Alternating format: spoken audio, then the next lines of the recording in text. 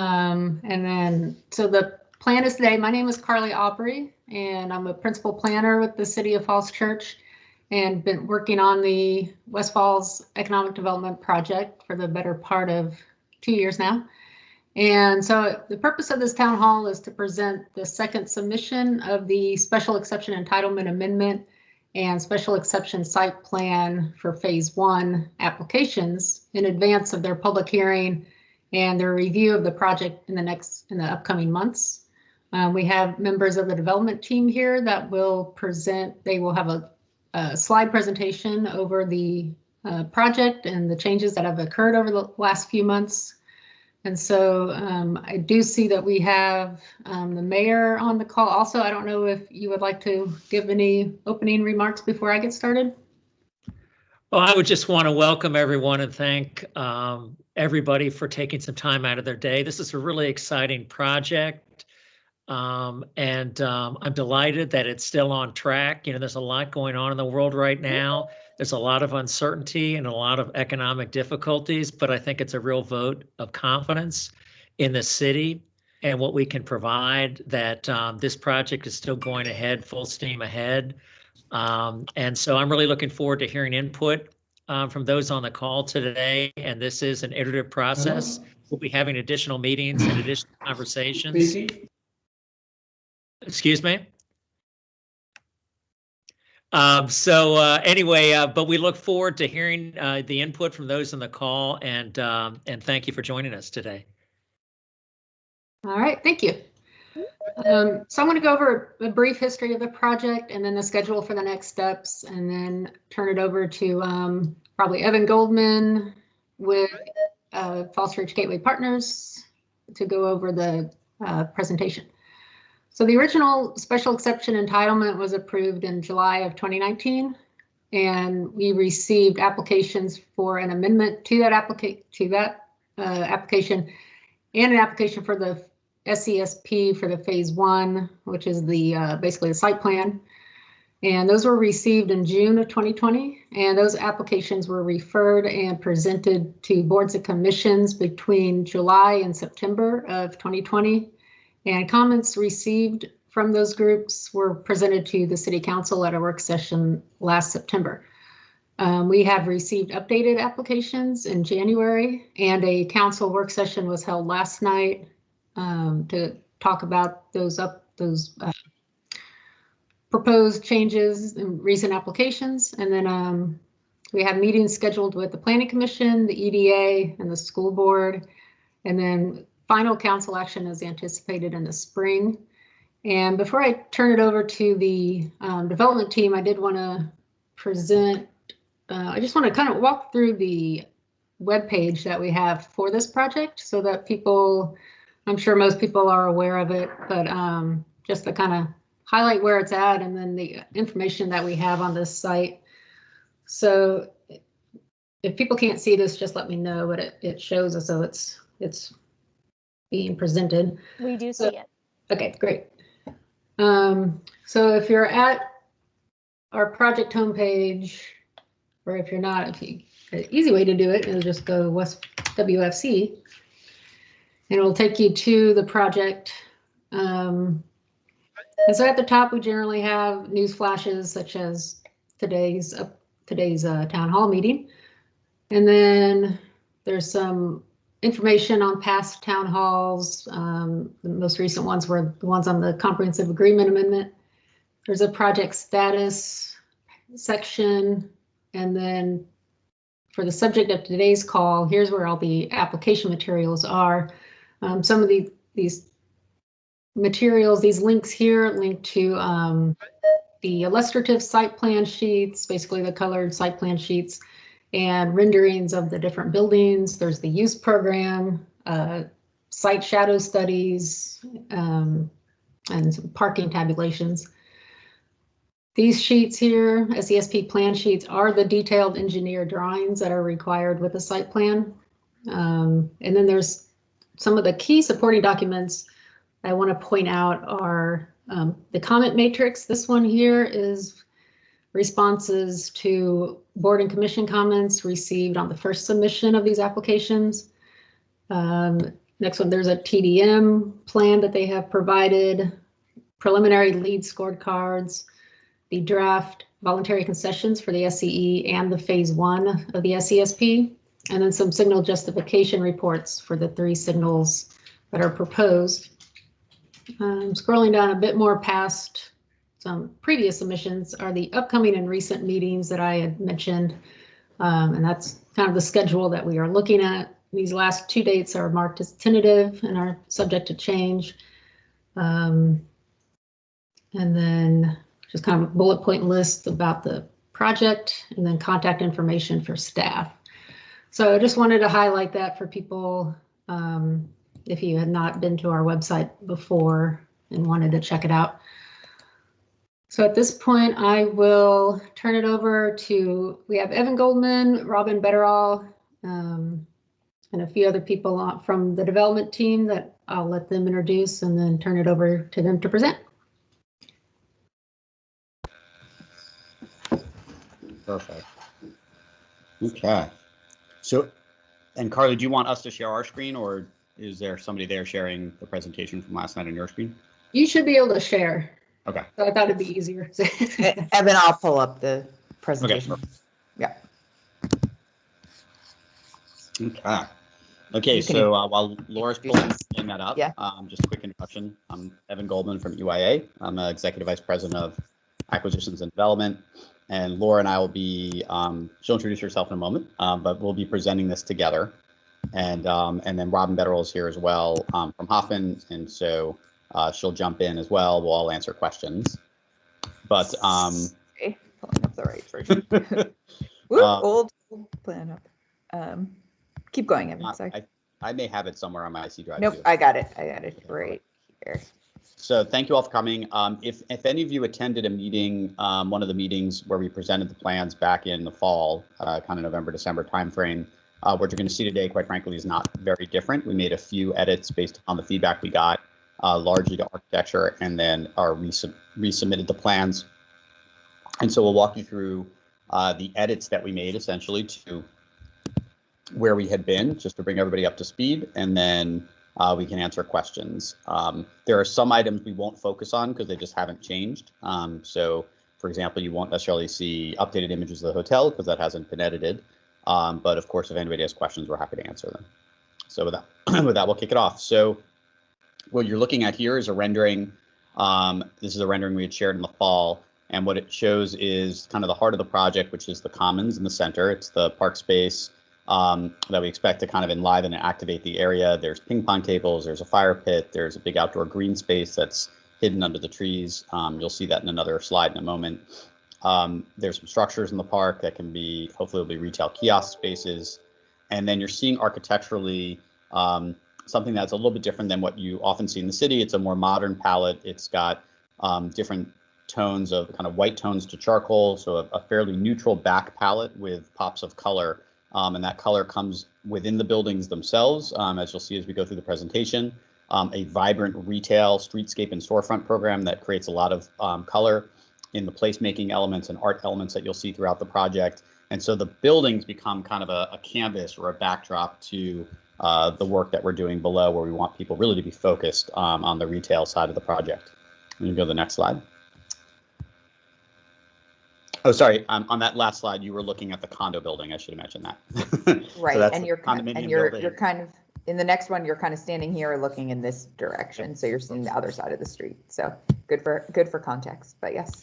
So now we're down in the park at streetscape level. You're right in the middle. The ping pong tables are behind my back, and you can see the green space. There are some really kind of cool swing elements to the right that overlook the park space. You're seeing a rental apartment building in the distance. And this is a good example of how we use that pop of color. The palette of the building are different gray tones and white brick. And then you can see these red balcony elements, the red mullions in the windows that really add that pop of color. And then, of course, the idea being that at the streetscape level, the retail, the art and amenities will have plenty of color as well. You go to the next slide. Now we're looking directly at the hotel. With the condo building off in the distance.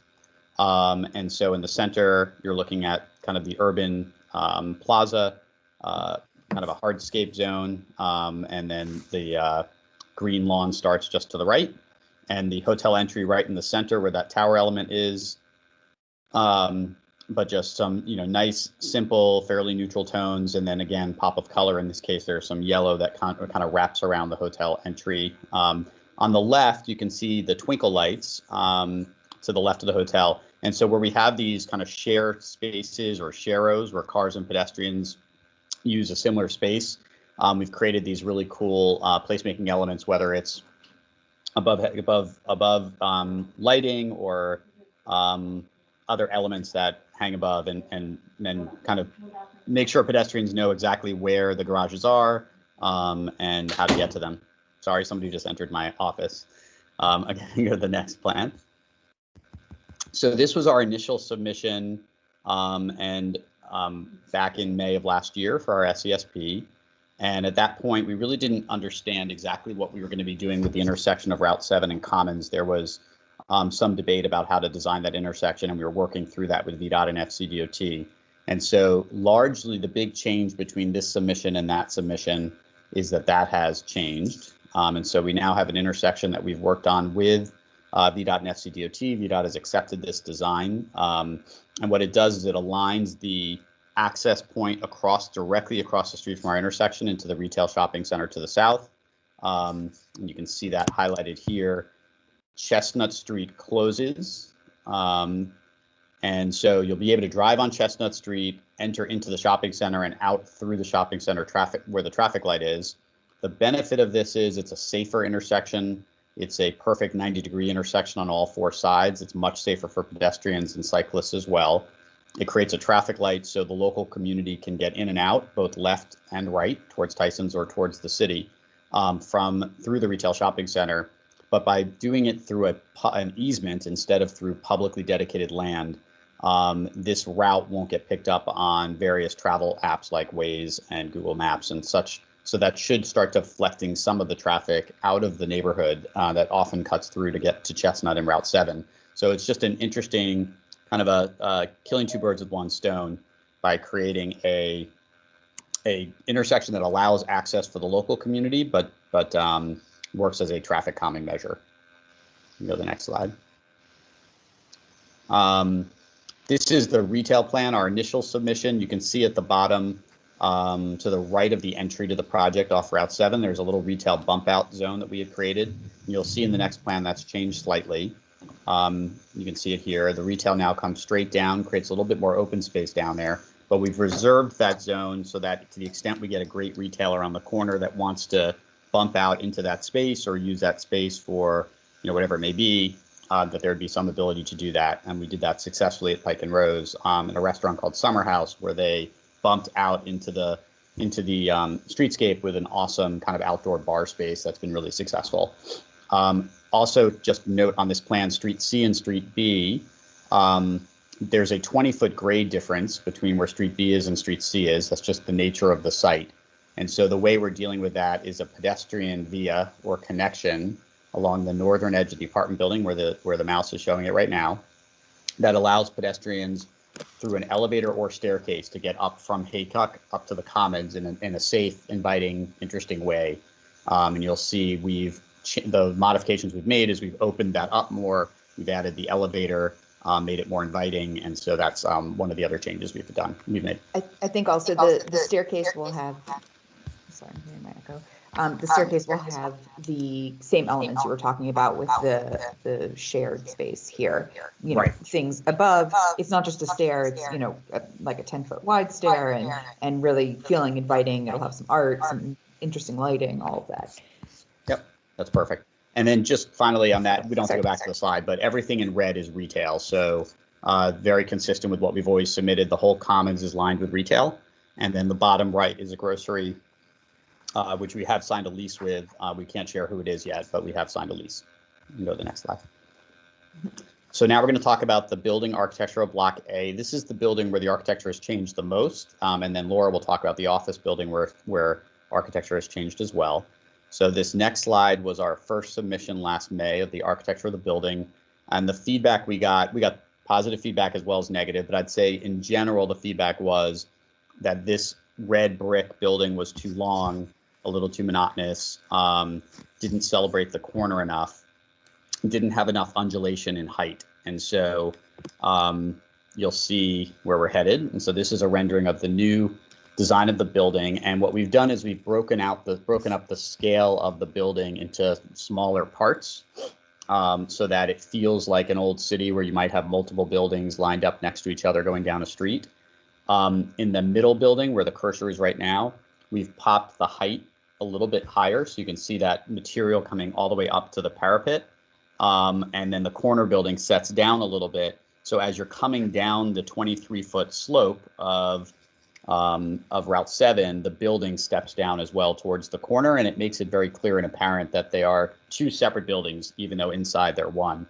You can also see that the orangey brick or brownie brick building sits a little proud of the red brick building. There's a kind of they're actually the same, almost the same, they're almost coplanar, but we've created this little indentation there for balconies that allows the orange brick building to express itself as it wraps the corner. And this is not an easy building to design. As you can see, the grocery store is sitting there, and the grocery store is sitting so that it is essentially level with the commons where the cursor is showing you here in the building. But because of the grade, the second entrance to that is all the way down at Haycock. So it's a 2-story retail space experience at that location. And then as you go up the hill, it levels out as you get further up, and there's a second entrance further up the street where Laura's highlighting it, where that green language is exactly perfect. So this is the more traditional style of the project facing towards the city, highlighting this major corner. And then as the building continues up towards the commons, it becomes more modern and more indicative of what we're doing within the commons itself. And so we can go to the next slide.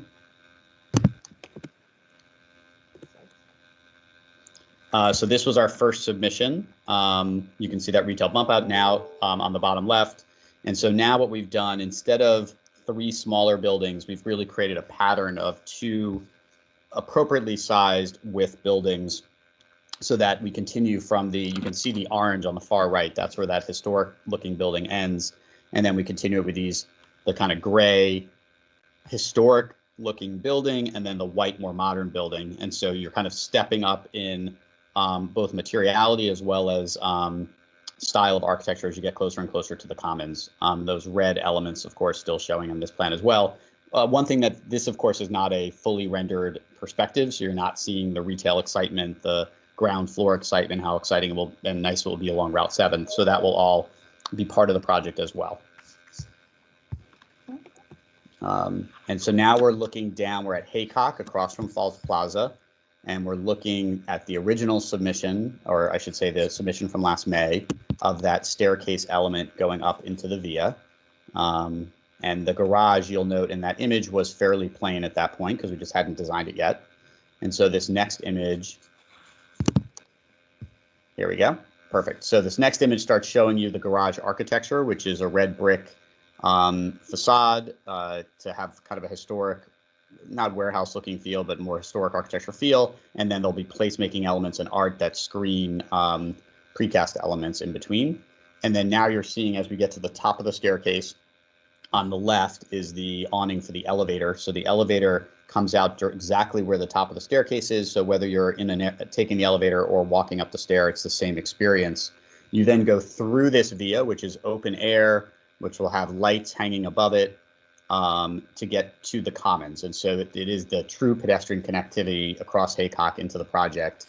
And it will be celebrated with art and placemaking. And we were asked last night to create a perspective image really showing what this actually will look like versus these kind of very quick perspectives. And so you'll see that in the next coming months. So I have elevations of the project. I'll share just these first 2, and then I can always pull them back up for Q&A.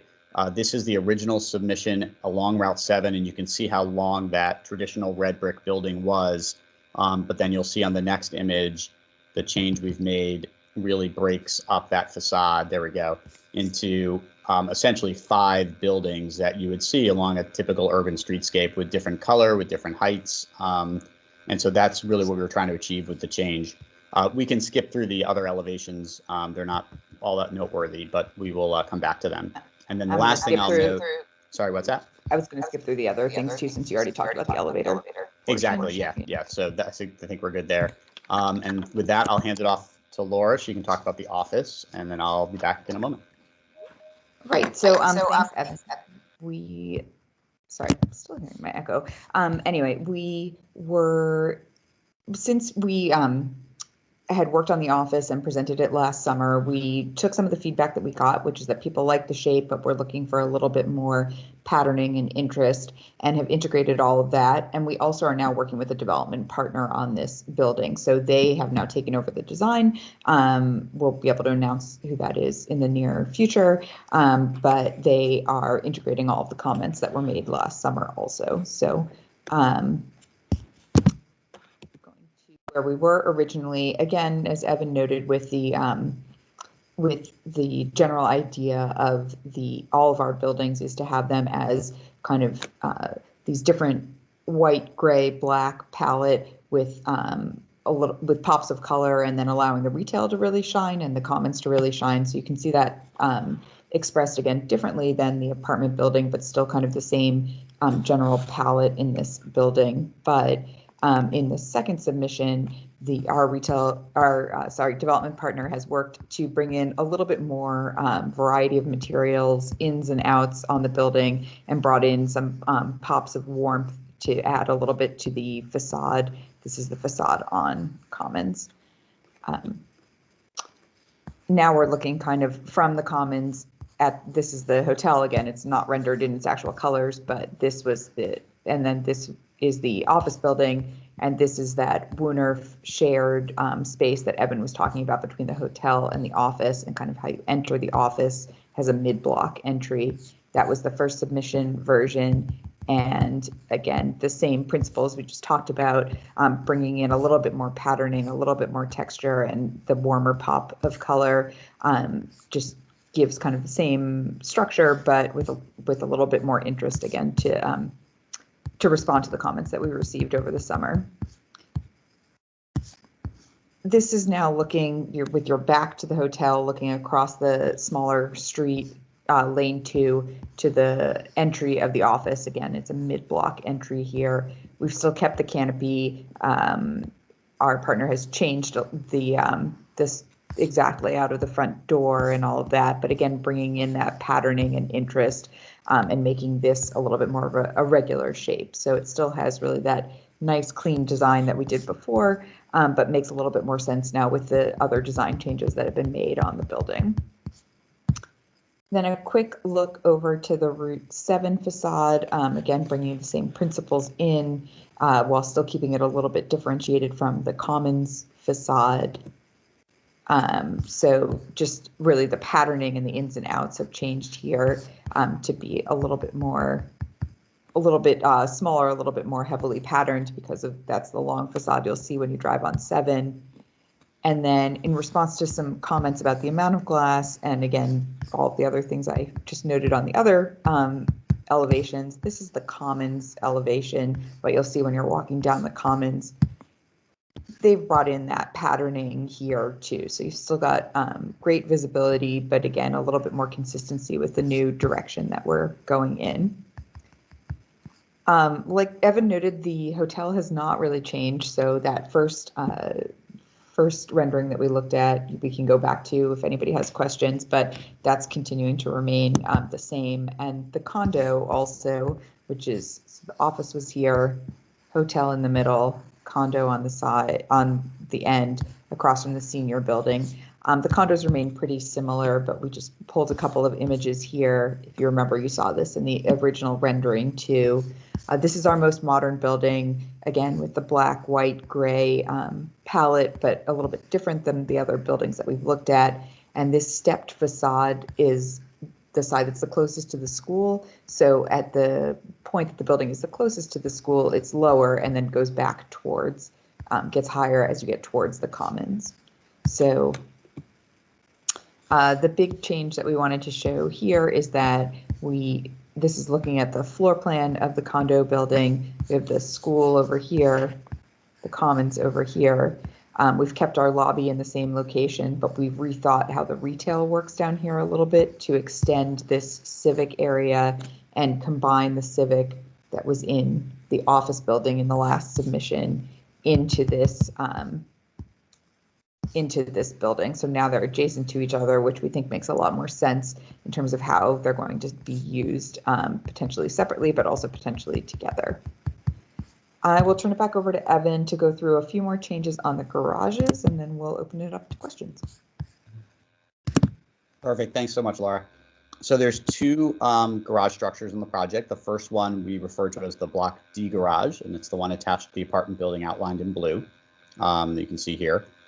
And so the good news about most of our garages, the facades are hidden behind other buildings. So there aren't many portions of the garages that are actually exposed. And what we've done is focused our placemaking and design efforts on the areas that are visible and, quite frankly, most visible, and then kept the rest of the garages fairly inexpensive for obvious reasons. And so this garage is hidden behind the senior housing building as well as the phase 2 multifamily apartment building. This is what we had submitted as part of our SESP back in May, and that's simply just because we had not had a chance to design them yet, and so we could have put a placeholder in the package. But you'll see in the next image where the design is. So the black outline that pops up above the garage, that's actually the outline of the senior housing building that sits in front of the garage. So that portion of the garage is almost not visible at all. And so you can see the area that is visible is to the right of that black outline. What we've done is a red brick facade surround that will create the feeling of a building that will very much play off of the architecture of the building next door. You can see a bridge element connecting from the garage to the apartment building, which is a great place for us to do some placemaking. And that's a thin bridge that you'd walk underneath inside that via. It's almost a gateway into the pedestrian via. The lower gray bar is an area where we can have signage. So the parking entry signage, which is critical, of course, to make sure people know how to get in and out of the parking garages. And then within the red brick frame, outlined in red, dashed red, is an art and placemaking element that we'd be working with the city and community on. And so we have some ideas of what we'd like that to be, but we would work with staff on exactly what type of element goes there. And largely the placemaking elements we're looking at have either some sort of historic context related to the city or some sort of placemaking element related to the project. So that's the first piece. On the far left, you can see that the red brick facade also wraps the corner from Mustang Alley so that even if you are walking past the very narrow alley open way between the senior housing building and the garage, you're still seeing a consistency and attractiveness of materials wrapping the corner. This is the facade from Haycock. Once again, this is completely invisible. The phase 2 building essentially is butted up against that garage, so it goes away. And you can see what we had proposed originally and now what we're proposing. Oh, that's okay. So that was the original proposal. The new proposal is wrapping that in a brick structure and then doing a similar placemaking element.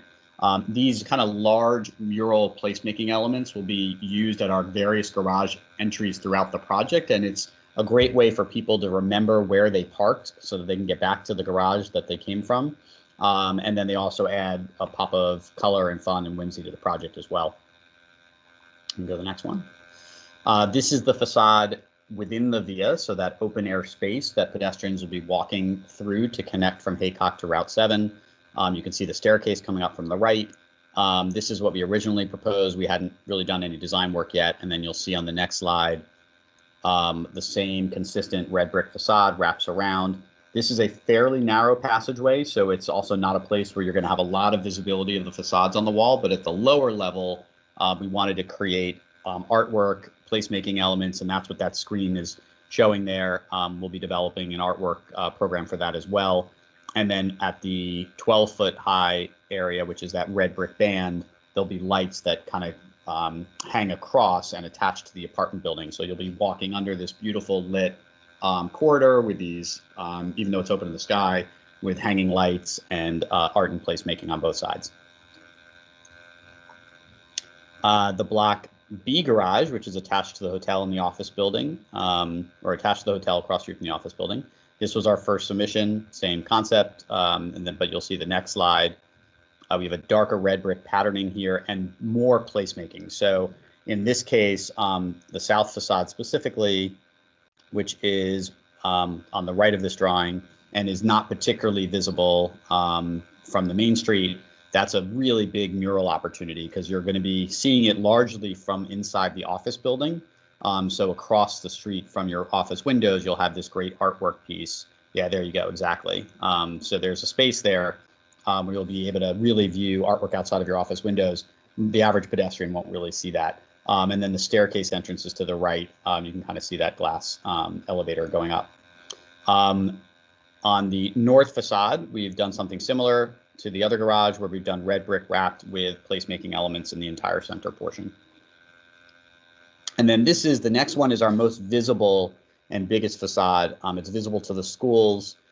This was the original plan on the upper. The bottom is up against the hotel, so you don't see that at all. And so here we're taking that same concept, the red brick frame, in this case a darker red or maybe even a grayish tone black brick, wrapping around, and then the placemaking is that entire center section. That'll be one of our biggest placemaking elements in the project, and that is something that we would look to coordinate with the schools on, whether it is, our original idea was to do panels working with the students over time that fill that space, and so there'll be something on day one, but it will change over time. We've talked about other ideas as well for that space. We'll work on that with the schools. And then there is, because this is west facing, there's the opportunity for some green to grow up those columns to make it even more attractive. So that is those are the changes from our presentation in the fall. And we'd love to answer any questions that anybody has. Thank you, Evan and Laura. I think if people have questions, I think the best way is either to type them into the chat window or raise your virtual hand.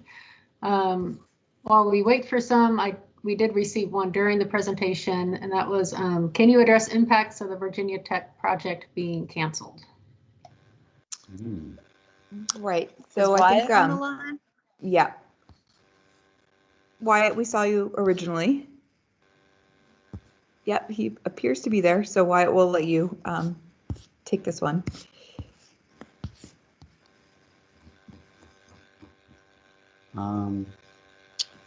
I'm sorry, Or- I didn't hear the question. Is this directed to me? This is Wyatt. Yes, go ahead, Carly. The question was, can you address impacts of the Virginia Tech project being canceled? Yeah, thank you. I'm sorry I missed the question. So, a couple of things that I think are important that are not going to be impacted, we understand, is one, we have long sought to work with our colleagues in Fairfax County to have an urban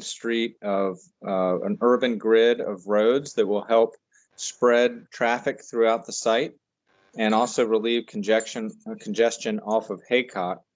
And so in their discussions with us, Virginia Tech has expressed their willingness and to continue planning with the city and the development partners on having the road, the commons, extend through the Virginia Tech campus all the way through to Virginia Tech. So that's really important from a design perspective and from a transportation planning perspective. In terms of obviously having the a corporate headquarters and a reinvestment in their campus with a really interesting and I think needed program of a marriage of the engineering school and the architecture school. That's what was proposed in partnership with HIT Contracting. That was an exciting academic program that would have brought good interest to the site, and it certainly would have helped our commercial users on the 10-acre site. So it will be something that the city is very interested in continuing our work with Virginia Tech to encourage them to be ambitious for their campus there at West Falls Church Metro, and so that discussion is going to continue. And lastly, I will note that with the assistance of Senator Dick Saslaw, the General Assembly has supported a very notable transportation grant in the amount of $10 million to Virginia Tech and the City of Falls Church jointly to carry out transportation improvements on the site, and notably to advance smart cities infrastructure. And Virginia Tech is one of the national leaders in sort of thinking about cities of the future and ways that we can use technology as well as good design to promote transit, to promote all modes of travel, walking, bicycling, to make sure that the site is safe for school children and school buses. This grant, I think, will be very helpful to us, both in the bricks and mortar part of the transportation, but also in the technology, using technology to help the transportation grid work optimally. So some examples will be obviously some things that we've had for a long time, like having all of our traffic signals synced up, but we'll do that with a good, robust system. But also ways to let the traveling public be able to see exactly where are parking spots available, so they can go straight to them and not have to kind of wander around the site looking for a parking spot. Those are just two kind of obvious examples of smart cities technology, and there are many more. And it's really great that we have this partnership with Virginia Tech to advance that. So that's a couple of things I would note, and be happy to have, if anyone from the development team wants to jump in that conversation. This is late breaking news. We really just, it was announced yesterday. And so we are really still continuing our discussions with Virginia Tech about exactly what this means. But I did want to note a couple of those points. Thank you. I don't think we have anything else to add. Thanks, Wyatt. Carly, anybody else? I'm not seeing any in the chat. So if you want to ask a question, you can raise your hand and then I'll call on you, or you could enter directly into the chat. So I'll give people a couple minutes to do that.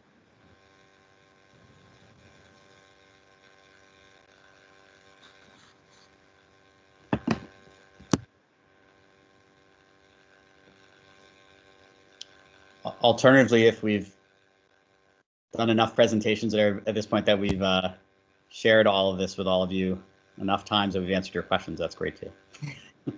That may be the case. We'll see.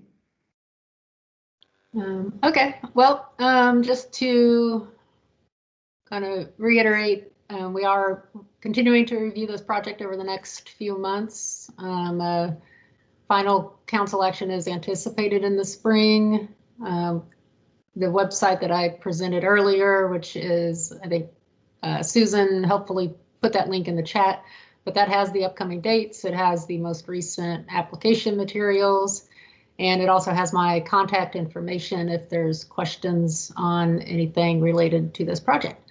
So with that, if there are no questions, then I think we can adjourn. And I want to thank everybody from city staff, council members, the development team, and mostly the public for taking your time out today to attend this town hall. And we'll be in touch with future ones when they are set. So with that, have a good day, everybody.